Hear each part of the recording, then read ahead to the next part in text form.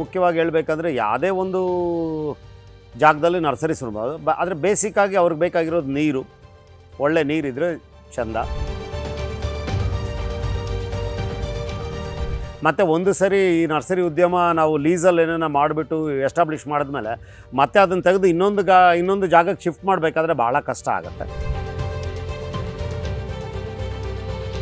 20-30 ಕಿಲೋಮೀಟ್ರಲ್ಲಿ ಸರೌಂಡಿಂಗ್ಸ್ಲಿ ಬರೋರಿದ್ದಾರಾ ಅದನ್ನು ನೋಡ್ಕೋಬೇಕು. ಹಾಯ್ ಹಲೋ ನಮಸ್ಕಾರ, welcome to freedom farming Kannada YouTube channel. ನಾನು ಚೈತ್ರ. ಸ್ನೇಹಿತರೆ, ಭಾರತದಲ್ಲಿ ಪ್ಲಾಂಟ್ ನರ್ಸರಿ ಬಿಸ್ನೆಸ್ ಸಿಕ್ಕಾಪಟ್ಟೆ ಡಿಮಾಂಡ್ ಅಲ್ಲಿರುವಂತಹ ಒಂದು ಬಿಸ್ನೆಸ್ ಸ್ನೇಹಿತರೆ. ಸೊ ನೀವು ಈ ಒಂದು ಬಿಸ್ನೆಸ್ ಬಗ್ಗೆ ಸರಿಯಾದ ರೀತಿಯಲ್ಲಿ ಮಾಹಿತಿಯನ್ನ ತಿಳ್ಕೊಂಡು ಶುರು ಮಾಡಿದ್ದೆ ಆದ್ರೆ ಇದರಿಂದ ಒಳ್ಳೆ ಆದಾಯವನ್ನ ಮಾಡಬಹುದು. ಆದ್ರೆ ಒಂದು ನರ್ಸರಿ ಬಿಸ್ನೆಸ್ ಅನ್ನ ನೀವು ಶುರು ಮಾಡ್ತೀರಿ ಅಂತಂದ್ರೆ ಗಿಡಗಳ ಆಯ್ಕೆ ಆಗಿರ್ಬೋದು, ನಿಮ್ಮ ಸುತ್ತಮುತ್ತ ಯಾವ ಗಿಡಗಳಿಗೆ ಡಿಮಾಂಡ್ ಇದೆ, ಸ್ಥಳದ ಆಯ್ಕೆ ಆಗಿರ್ಬೋದು, ನೀವು ನರ್ಸರಿಯನ್ನ ಯಾವ ರೀತಿಯಾಗಿ ಇಟ್ಕೊಳ್ತೀರಾ, ಯಾವ ರೀತಿಯಾಗಿ ಡಿಸೈನ್ ಮಾಡ್ತೀರಾ, ಇವೆಲ್ಲದರ ಬಗ್ಗೆ ಕೂಡ ನಿಮಗೆ ಮಾಹಿತಿ ಇರಬೇಕಾಗತ್ತೆ. ಸೊ ಹಾಗಾಗಿ ಇವತ್ತಿನ ವಿಡಿಯೋವನ್ನ ಮಿಸ್ ಮಾಡದೆ ಕೊನೆ ತನಕ ನೋಡಿ. ಪ್ಲಾಂಟ್ ನರ್ಸರಿ ಬಿಸ್ನೆಸ್ ಅಲ್ಲಿ ಸಕ್ಸಸ್ ಆಗಿರುವಂತಹ ಬಾಲರಾಜ್ ಆಗಿರ್ಬೋದು, ಪ್ರಕಾಶ್, ವೆಂಕಟೇಶ್, ವಿಕ್ಟರ್ ಪಾಲ್ ಆಗಿರ್ಬೋದು, ಆದರ್ಶ್ ಅವರು ಇವತ್ತು ನಿಮಗೆ ಸಾಕಷ್ಟು ಮಾಹಿತಿಯನ್ನ ತಿಳಿಸ್ಕೊಡ್ತಾರೆ.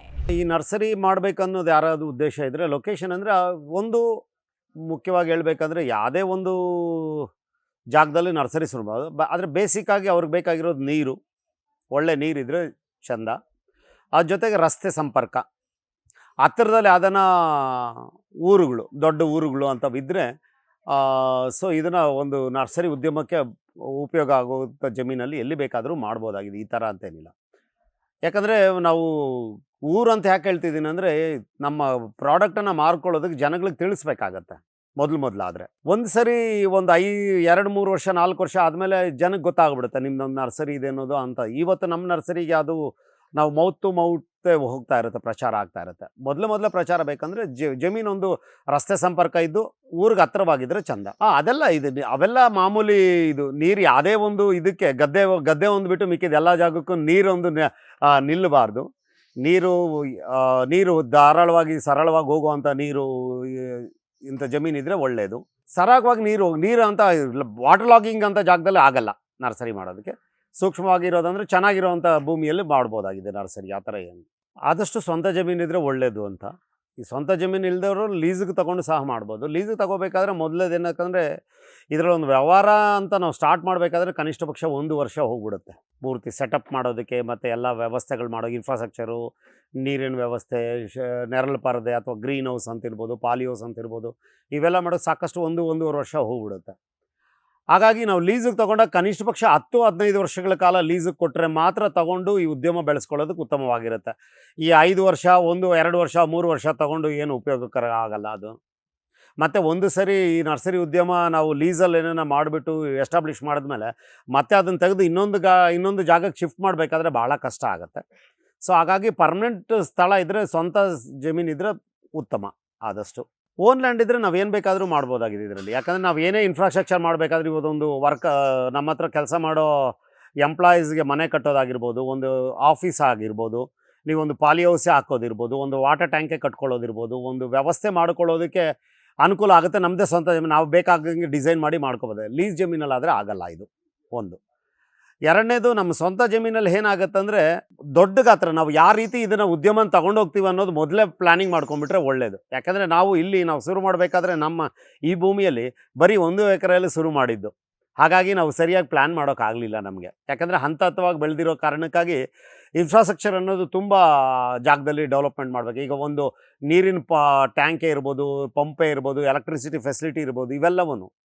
ಸೊ ಹಾಗಾಗಿ ಸ್ವಂತ ಜಮೀನು ಜಾಸ್ತಿ ಇದ್ದು ಒಂದೇ ಸರಿ ಫ್ಯೂಚರಲ್ಲಿ ನಾನು ತುಂಬ ಉತ್ತಮವಾಗಿ ಮಾಡ್ತೀನಿ, ದೊಡ್ಡದಾಗಿ ಮಾಡ್ತೀನಿ ಅನ್ನೋರಾದರೆ ಒಂದು ಎಕ್ಸ್ಪೀರಿಯನ್ಸ್ ತಗೊಂಡು ಸ್ವಂತ ಜಮೀನಲ್ಲಿ ಮಾಡೋದು ಒಳ್ಳೆಯದು. ಸೊ ಈಗ ಪ್ಲಾಂಟ್ ನರ್ಸರಿ ಬಿಸ್ನೆಸ್ ಅನ್ನ ಶುರು ಮಾಡ್ತೀವಿ ಅಂತಂದ್ರೆ ಪರ್ಮಿಷನ್ ಆಗಿರ್ಬೋದು, ಗಿಡಗಳನ್ನ ಎಲ್ಲಿಂದ ತರಬೇಕು, ಮಾರ್ಕೆಟಿಂಗ್ ಆಗಿರ್ಬೋದು, ಗಿಡಗಳ ಆರೈಕೆ ಆಗಿರ್ಬೋದು, ಪ್ರಮೋಷನ್ ಅನ್ನ ಯಾವ ರೀತಿಯಾಗಿ ಮಾಡ್ತೀರಾ, ಇವೆಲ್ಲದರ ಬಗ್ಗೆ A to Z ಮಾಹಿತಿ ನಿಮಗೆ ಗೊತ್ತಿರಬೇಕು. ಆಗ ಮಾತ್ರ ನೀವು ಈ ಬಿಸ್ನೆಸ್ ಅನ್ನ ಆರಾಮಾಗಿ ಶುರು ಮಾಡಬಹುದು, ಒಳ್ಳೆ ಆದಾಯವನ್ನ ಮಾಡಬಹುದು. ಹಾಗಾದ್ರೆ ಇದರ ಬಗ್ಗೆ ಇನ್ ಡೀಟೇಲ್ ಆಗಿ ಮಾಹಿತಿ ಎಲ್ಲಿ ಸಿಗುತ್ತೆ? ಫ್ರೀಡಮ್ ಆಪ್ ಅಲ್ಲಿ ಸಿಗುತ್ತೆ. 2 ಗಂಟೆ 45 ನಿಮಿಷದ ಸಂಪೂರ್ಣ ಕೋರ್ಸ್ ಇದೆ. ಇದರಲ್ಲಿ ಯಾರು ಸಕ್ಸಸ್ ಆಗಿದ್ದಾರೋ ಅವರೇ ನಿಮಗೆ ಸಾಕಷ್ಟು ಮಾಹಿತಿಯನ್ನ ತಿಳಿಸ್ಕೊಡ್ತಾರೆ. ನರ್ಸರಿ ಮಾಡಲಿಕ್ಕೆ ಜಾಗ ಆಯ್ಕೆ ಮಾಡಬೇಕಾದ್ರೆ ಮೊದಲು ಭೂಮಿಯಿಂದ ಎತ್ತರ ಪ್ರದೇಶದಲ್ಲಿರಬೇಕು. ಹೆಚ್ಚಿನ ಮಳೆ ಆದರೂ ನೀರು ನಿಲ್ಲಬಾರ್ದಲ್ಲಿ. ಮತ್ತು ಎರಡನೇದು ಉದ್ದೇಶ ಏನಂದರೆ ನರ್ಸರಿಯ ಸುತ್ತಳತೆ 1 ಕಿಲೋಮೀಟರ್ ಸುತ್ತಳತೆಯಲ್ಲಿ ಯಾವುದೇ ತರಕಾರಿ ಬೆಳೆಗಳನ್ನ ಸತತವಾಗಿ ಬೆಳಿಬಾರ್ದು. ಇದು ಬರೀ ತರಕಾರಿ ನರ್ಸರಿಗೆ ಮಾತ್ರ ಅನ್ವಯಿಸುತ್ತೆ. ಮತ್ತೆ ಅಲಂಕಾರಿಕ ಗಿಡಗಳು, ಹಣ್ಣಿನ ಗಿಡಗಳು ಅದಕ್ಕೆ ಮಾತ್ರ ನೀರು ನಿಲ್ಲಬಾರ್ದು. ಆದರೆ ಯಾವುದೇ ಬೆಳೆ ಪಕ್ಕನೂ ಆ 2 ನರ್ಸರಿನ ನಾವು ಬೆಳಿಬೋದು. ನರ್ಸರಿಗೆ ಶುರು ಮಾಡಬೇಕಾದ್ರೆ ಲೀಸು ಅಥವಾ ಬಾಡಿಗೆ ಜಮೀನು ತಗೊಂಡ್ರೆ ನಿಮಗೆ ಅದು ಅವಧಿ ಕನಿಷ್ಠ 5ರಿಂದ 10 ವರ್ಷ ತಗೊಳ್ಬೇಕಾಗುತ್ತೆ. ಯಾಕಂದ್ರೆ ಇನ್ಫ್ರಾಸ್ಟ್ರಕ್ಚರ್ ಮಾಡಿದ್ರೆ, ಕೃಷಿ ಹೊಂಡ ಮಾಡಿದ್ರೆ ಖರ್ಚು ವೆಚ್ಚ ಜಾಸ್ತಿ ಬರೋದ್ರಿಂದ ಕನಿಷ್ಠ 10 ವರ್ಷದ ಲೀಸ್ ಅವಧಿ ಬೇಕಾಗುತ್ತೆ. ಸ್ವಂತ ಜಮೀನಿದ್ರೆ ಯಾವ ಚಿಂತೆನೂ ಮಾಡಂಗಿಲ್ಲ. ನಮ್ಗೆ ಇಷ್ಟ ಬಂದಂತ ಇನ್ಫ್ರಾಸ್ಟ್ರಕ್ಚರ್ ಮಾಡ್ಕೊಂಡು ಅತಿಯಾದ ಲಾಭ ಗಳಿಸ್ಬೋದು. ನರ್ಸರಿನ ಒಂದು ಕನ್ಸ್ಟ್ರಕ್ಷನ್ ಮಾಡ್ತೀವಿ ಅನ್ನೋದಾದರೆ ಒಂದು ಡಿಮ್ಯಾಂಡ್ ಇರಬೇಕು ಆ ಏರಿಯಾದಲ್ಲಿ.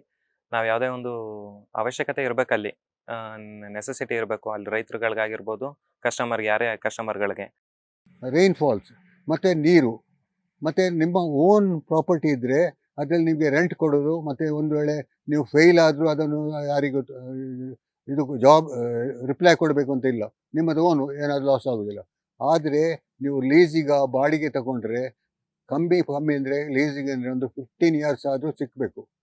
ನೀವು ಇಲ್ಲಾದರೆ ಲೀಸಿಗೆ ತಗೊಂಡು 5 ವರ್ಷದಲ್ಲಿ ಎಲ್ಲ ಡೆವಲಪ್ ಮಾಡಿ ಬಿಸ್ನೆಸ್ ಒಳ್ಳೇದು ಆಗುವಾಗ ಆ ಓನರಿಗೆ ತಲೆ ಬಿಸಿ ಆಗ್ತದೆ. ನೀವು ಒಳ್ಳೆ ಬಿಸ್ನೆಸ್ ಮಾಡ್ತಾರೆ, ನಾವೇ ಯಾಕೆ ಮಾಡ್ಬೋದು, ನಿಮ್ಮನ್ನು ಎತ್ತಂಗಡಿ ಮಾಡ್ಲಿಕ್ಕೆ ನೋಡ್ತಾರೆ. ಆದ್ದರಿಂದ ಎಗ್ರಿಮೆಂಟ್ 15 ಇಯರ್ಸ್ ಮೇಲೆ ಮಾಡಿದರೆ ಅದು ಅನುಕೂಲ. ಮತ್ತು ರೆಂಟಿಗೆ ತಗೊಳ್ಳೋದು ಭಾಳ ರಿಸ್ಕ್. ಯಾವ ಟೈಮ್ಗೂ ನಿಮ್ಮನ್ನು ಅಲ್ಲಿ ಎತ್ತಂಗಡಿ ಮಾಡ್ಬೋದು. ನಿಮ್ಮದು ಧೈರ್ಯ ನಿಮ್ಮದು. ಈಗ ನೀವು ಒಳ್ಳೆ ಬಿಸ್ನೆಸ್ ಸ್ಟಾರ್ಟ್ ಆಯಿತು, ಆಗ ನಾವು ಬಂದು ನಿಮಗೆ ರೆಂಟಿನವ ಲೀಸ್ನವ ಬಂದು ತೊಂದರೆ ಕೊಡ್ತಾನೆ, ನನಗೆ ಹೆಚ್ಚು ಬಾಡಿಗೆ ಕೊಡಿ, ನನಗೆ ಸಾಲುವುದಿಲ್ಲ ಅಂತ. ಆದ್ದರಿಂದ ಅದೊಂದು ಕಿಟಕಿಟಿ ಮೈಂಡಲ್ಲಿ ಇರಬೇಕು. ಆ ಟೆನ್ಷನ್ ಇರ್ಬಾರ್ದು. ಮೇಯ್ನ್ ಎಂತ ಗೊತ್ತುಂಟ, ಆದಷ್ಟು ಟೆನ್ಷನ್ ಇರಬಾರ್ದು. ನರ್ಸರಿ ಮಾಡೋದಾದರೆ ನಮ್ಮ ಓನ್ ಹಣದಿಂದ ಸ್ವಲ್ಪ ಮಾಡಿ ಡೆವಲಪ್ ಮಾಡಿದರೆ ನೀವು ಸಕ್ಸಸ್ ಆಗ್ತೀರಿ. ನರ್ಸರಿ ಮಾಡಬೇಕಿದ್ರೆ, ನೀವು ನರ್ಸರಿ ಪ್ರೊಡಕ್ಷನ್ ಮಾಡಬೇಕಿದ್ರೆ ಸ್ವಲ್ಪ ಒಳಗೆ ಮೇಯ್ನ್ ರೋಡ್ನಿಂದ ಒಂದು 3-4 ಕಿಲೋಮೀಟರ್ ಒಳಗಿಂದ ಲೆವೆಲ್ ಸ್ಥಳ ಬೇಕು. ಅಲ್ಲಿ ನೀವು ಪ್ರೊಡಕ್ಷನ್ ಮಾಡಿದರೆ ನಿಮಗೆ ಕಸ್ಟಮರ್ದು ಪ್ರಾಬ್ಲಮ್ ಇರೋದಿಲ್ಲ.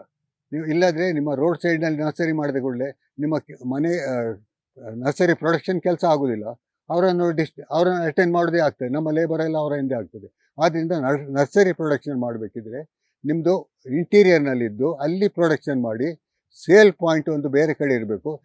ಅಲ್ಲಿಂದ ಪ್ರೊಡಕ್ಷನ್ ಮಾಡಿ ತಂದು ನಿಮ್ಮ ಸೇಲ್ನಲ್ಲಿ ಖಾಲಿ ಸೇಲ್ ಮಾತ್ರ, ಅಲ್ಲಿ ಪ್ರೊಡಕ್ಷನ್ ಮಾಡಬಾರ್ದು. ಈಗ ನರ್ಸರಿ ಅಂತ ಹೇಳಿದರೆ ಸಿಟಿಯಿಂದ ಒಂದು 100 ಕಿಲೋಮೀಟರ್ ಒಳಗಿದ್ದರೆ, ನರ್ಸರಿ ಒಳಗಿದ್ದರೆ ಸಿಟಿಯವರಿಗೆ ಬೇಕಿದ್ದ ಆರ್ನಮೆಂಟಲ್ ಪ್ಲಾಂಟ್ ಅದೆಲ್ಲ ಪ್ರೊಡಕ್ಷನ್ ಮಾಡ್ಬೋದು. ಆದರೆ ನಿಮಗೆ ಹೊರಗಿನ ಪ್ಲಾಂಟರ್ಸ್ನವ್ರದ್ದು ಸೇಲ್ಸ್ ಬೇಕಿದ್ರೆ ಸಿಟಿಯಿಂದ ಒಂದು 150 ಕಿಲೋಮೀಟರ್ ಅವೇ ಆದರೆ ಅಲ್ಲಿ ಫ್ರೂಟ್ಸ್ ಪ್ಲಾಂಟ್ಸ್, ತೋಟಕ್ಕೆ ಬೇಕಿದ್ದ ಪ್ಲಾಂಟ್ಸ್ಗಳನ್ನು ಮಾಡಿದರೆ ಜನರು ಬಂದು ಅದನ್ನೇ ತಗೊಂಡು ಹೋಗ್ತಾರೆ. ಅದರೊಟ್ಟಿಗೆ ಅವರು ಬಂದಾಗ ನೀವು ಆರ್ನಮೆಂಟಲ್ ಪ್ಲಾಂಟ್ ಇದ್ದರೆ ಎರಡೂ ಒಟ್ಟಿಗೆ ಸೇಲ್ ಆಗ್ತದೆ. ಇಲ್ಲಾದರೆ ಭಾರಿ ಕಷ್ಟ. ಒಂದೇ ಫ್ಲವರಿಂಗ್ ಪ್ಲಾಂಟೇ ಒಂದೇ ಟೈಮ್ ಮಾಡಿದರೆ ನಿಮಗೆ ಯಾವಾಗಲೂ ಬಿಸ್ನೆಸ್ ಇರೋದಿಲ್ಲ. ಈಗ ಒಂದು ನರ್ಸರಿಯಲ್ಲಿ ನೀವು ಸ್ಟಾರ್ಟ್ ಮಾಡಿದರೆ ಅಲ್ಲಿ ನಿಮಗೆ ಜನರಿಗೆ ಬೇಕಿದ್ದ ಎಲ್ಲ ಒಂದೇ ಕಡೆ ಇಟ್ಟರೆ ಭಾಳ ಸಂತೋಷ. ಒಂದೇ ಕಡೆಯಿಂದ ಎಲ್ಲ ಇಟ್ಕೊಂಡು ಅಲ್ಲಿ ಹೋದರೆ ಎಲ್ಲ ಗಿಡಗಳು ಸಿಗ್ತದೆ ಅಂತ, ಹಣ್ಣಿನ ಗಿಡಗಳು, ಹೂವಿನ ಗಿಡಗಳು, ಎಲ್ಲ ನಮ್ಮನೆ ಗಿಡಗಳು ಸಿಗ್ತವೆ, ಮೆಡಿಸಿನ್ ಪ್ಲಾಂಟ್ಸ್ ಎಲ್ಲ ಸಿಗ್ತದೆ ಅಂತ. ಅದು ಮೇಯ್ನ್ ಇಂಪಾರ್ಟೆಂಟ್. ಮೊದಲನೇದಾಗಿ ನೀರಿನ ಸೌಲಭ್ಯ ನೋಡಬೇಕು. ಅಕಸ್ಮಾತ್ ಅಲ್ಲಿ ನೀರು ಇಲ್ಲದೇ ಇದ್ದರೆ ಹತ್ತಿರದಿಂದಲ್ಲಿಂದ ಅವ್ರು ನೀರು ತರೋಕ್ಕೆ ಅವಕಾಶ ಇದೆ, ವಿತಿನ್ 1 or 2 ಕಿಲೋಮೀಟರ್ ನೋಡಬೇಕು. ಒಂದನೇದು. ಎರಡನೇದು, ಸಾಧ್ಯ ಇದ್ದಷ್ಟು ಅದು ಪೂರ್ವಮುಖವಾಗಿರಬೇಕು, ಬಾಗ್ಕೊಂಡಿರಬೇಕು. ಅಂದರೆ ಮಾರ್ನಿಂಗ್ ಸನ್ನು ಬರಬೇಕು, ಆಫ್ಟರ್ನೂನ್ ಸನ್ನು ಗಿಡಗಳಿಗೆ ಬರಬಾರ್ದು. ಅದು ಮುಖ್ಯ. ಅದು ಮಾಡೋಕ್ಕಾಗದೇ ಇದ್ದರೆ ಶೇಡ್ ನೆಟ್ನಲ್ಲಿ ಮ್ಯಾನೇಜ್ ಮಾಡ್ಬೋದು. ಅದು ಎರಡು ಮುಖ್ಯ. ಮೂರನೇದಾಗಿ ಸಾಯಿಲು ಕೂಡ ಚೆನ್ನಾಗಿದ್ದರೆ ಒಳ್ಳೆಯದು. ಸಾಯಿಲ್ ಚೆನ್ನಾಗಿಲ್ಲ ಅಂದರೆ ಅವರು ಎನ್ರಿಚ್ ಮಾಡ್ಕೋಬೇಕಾಗುತ್ತೆ. ಮತ್ತು ಬಿಸ್ನೆಸ್ಗೆ ನರ್ಸರಿ ನಾವು ಮಾಡ್ತಾ ಇರೋದ್ರಿಂದ ಆ ಬಿಸ್ನೆಸ್ ಸರ್ವೆ ಮಾಡಬೇಕು. ನಾವು ಯಾವ ನರ್ಸರಿ ಮಾಡ್ತೇವೆ, ತೋಟಗಾರಿಕೆದು ಮಾಡ್ತೀವಾ, ತೋಟಗಾರಿಕೆದು ಮಾಡಿದ್ರೆ ತೋಟಗಾರಿಕೆ ಕ್ಯಾಚ್ಮೆಂಟ್ ಏರಿಯಾ ಇದೆಯಾ ನಮ್ಮ ಗಿಡನ ಪರ್ಚೇಸ್ ಮಾಡೋಕ್ಕೆ ನೋಡಬೇಕು. ವೆಜಿಟಬಲ್ ನರ್ಸರಿ ಮಾಡ್ತಾಯಿದ್ರೆ ವೆಜಿಟಬಲ್ಸ್ ಗ್ರೋಯರ್ ಇದ್ದಾರೆ ಸುತ್ತ ನೋಡ್ಕೋಬೇಕು, ಅದು ಮುಖ್ಯ. ಕಬ್ಬನ್ ನರ್ಸರಿ ನಾವು ಮಾಡ್ತಾಯಿದ್ರೆ ಒಂದು ಕಡೆ ನರ್ಸರಿ ಕಬ್ಬನ್ ಗ್ರೋಯರ್ಸು ನಮಗೆ 20-30 ಕಿಲೋಮೀಟ್ರಲ್ಲಿ ಸರೌಂಡಿಂಗ್ಸ್ಲಿ ಬರೋರಿದ್ದಾರಾ, ಅದನ್ನು ನೋಡ್ಕೋಬೇಕು. First catchment depends on the business. ಇನ್ನು ಬಾಕಿದು ನೀರು ಏನು ಬೇಕಾದ್ರೂ ಹೊರಗಡೆಯಿಂದ ತರ್ಬೋದು, ಬಟ್ ಬಿಸ್ನೆಸ್ನ ತರೋಕ್ಕಾಗೋಲ್ಲ. ಮತ್ತು ಮುಖ್ಯವಾದ ಜಾಗ, 4-6 ರೋಡ್ಗಳು ಜಂಕ್ಷನ್ ಆಗೋದು, ಅಥವಾ ಮುಂದಕ್ಕೆ. ಈಗ ಉದಾಹರಣೆಗೆ ಗುಂಡ್ಲುಪೇಟೆಯಲ್ಲಿ ನರ್ಸರಿ ಮಾಡಿದ್ರೆ ನಡೆಯಿಲ್ಲ, ಯಾಕೆಂದರೆ ಊಟಿ ಬಂದ್ಬಿಡುತ್ತೆ, ಇಲ್ಲಿ ಯಾರೂ ತಗೊಳ್ಳೋಲ್ಲ. ಹಾಗೆ ಈಗ ಈ ನರ್ಸರಿ ನಾವು ಯಾಕೆ ಮಾಡಿದ್ದೇವೆ ಅಂದರೆ ಸೌತ್ ಕೆನರಾ, ಚಿಕ್ಕಮಂಗ್ಳೂರು, ಕೊಡಗು, ಹಾಸನ ಇವೆಲ್ಲ ಪ್ಲ್ಯಾಂಟಿಂಗ್ ಝೋನ್ಸು. ಇದು ಕ್ಯಾಚ್ಮೆಂಟು. ಆ ಕ್ಯಾಚ್ಮೆಂಟ್ನ ವಾಚ್ ಮಾಡಿ ಮಾಡಬೇಕು. ಮತ್ತು ಪ್ರಿಫರಬಲಿ ಬಾಗಿಲು ಇಡ್ತೀವಲ್ಲ, ನಾವು ಯಾವ ಕಡೆಗೆ ನರ್ಸರಿ ಬಾಗಿಲು ಇಡ್ತೇವೆ ಆ ಭಾಗ ತಗ್ಗಾಗಿದ್ದು ನಮ್ಮ ನರ್ಸರಿ ಹಿಂಭಾಗ ಹೈಟ್ ಆಗ್ತಾ ಹೋಗಬೇಕು. ಅದು ಒಂದು ಮುಖ್ಯವಾದ ಲಕ್ಷಣ ಬೇಕು, ಅದಕ್ಕೆ ಎದ್ದು ಕಾಣುವಾಗಿರ್ಬೇಕದು. ಅದು ನರ್ಸರಿಲಿ ಮುಖ್ಯವಾದ ವಿಚಾರ.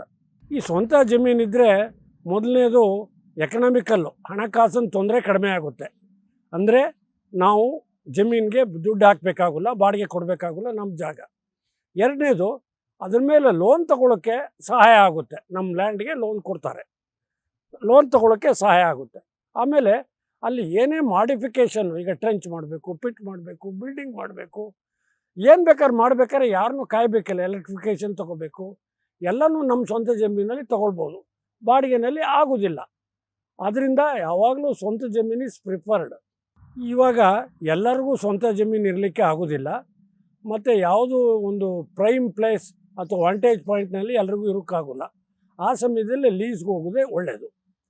ಲೀಸ್ ತೊಗೊಳಕ್ಕೂ ಮೊದಲು ಲ್ಯಾಂಡು ಅನ್ಡಿಸ್ಪ್ಯೂಟೆಡಾಗಿ ನೋಡಬೇಕು. ಫ್ಯಾಮಿಲಿ ಡಿಸ್ಪ್ಯೂಟ್ ಇರುತ್ತೆ, ನೈಬರರ್ ಡಿಸ್ಪ್ಯೂಟ್ ಇರುತ್ತೆ, ಸರ್ಕಾರ ಡಿಸ್ಪ್ಯೂಟ್ ಇರುತ್ತೆ. ಅವೆಲ್ಲನೂ ಕನ್ಫರ್ಮ್ ಮಾಡಿಕೊಂಡೇ ತೊಗೋಬೇಕು. ಮಿನಿಮಮ್ಮು 15 ಇಯರ್ಸ್ ಕಡಿಮೆ ಆಗೋದಿಲ್ಲ. ತಯಾರಾಗಲಿಕ್ಕೆ 1 ವರ್ಷ ಬೇಕಾಗುತ್ತೆ. ಅವ್ನ ಬಿಸ್ನೆಸ್ ಪಿಕಪ್ ಆಗಲಿಕ್ಕೆ 2-3 ಇಯರ್ಸ್ ಆಗುತ್ತೆ. 5 ಇಯರ್ಸು 2 ಇಯರ್ಸ್ಗೆ ತೊಗೊಂಡ್ರೆ ಅದು ನಡೆಯೋದಿಲ್ಲ. ನರ್ಸರಿನ ಟೆಂಪ್ರರಿ ನರ್ಸರಿ ಲೈಕ್ ಜಾತ್ರೆ, ಸಂತೆ, ಅಲ್ಲಿ ಬೇಕಾದ್ರೆ ಆ ಸೀಸನ್ ಮಾತ್ರ ತೊಗೊಂಡು ಆ ಜಾಗ ಖಾಲಿ ಮಾಡಿ ಹೋಗೋದಿದ್ರೆ ಮಾಡ್ಬೋದು.